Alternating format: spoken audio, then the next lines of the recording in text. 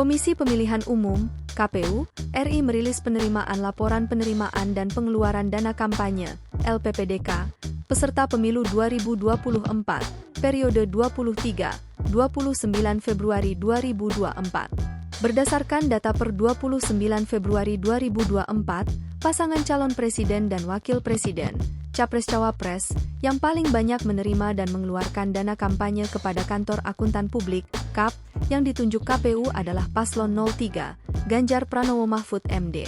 Capres-Cawapres yang diusung PDIP dan kawan-kawan itu melaporkan total penerimaan sebesar Rp506,8 miliar dan total pengeluaran Rp506,8 miliar.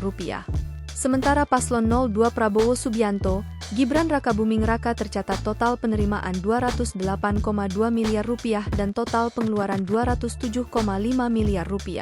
Sedangkan Paslon 01 Anies Baswedan, Muhaimin Iskandar total penerimaan Rp49,3 miliar dan total pengeluaran Rp49,3 miliar.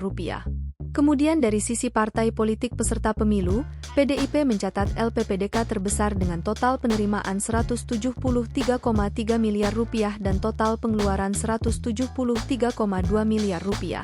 Urutan kedua ada Partai Gerindra dengan total penerimaan Rp92,8 miliar dan total pengeluaran Rp92,8 miliar.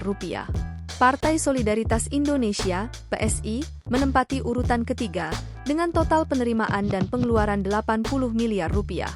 Download Tribun X sekarang, menghadirkan lokal menjadi Indonesia.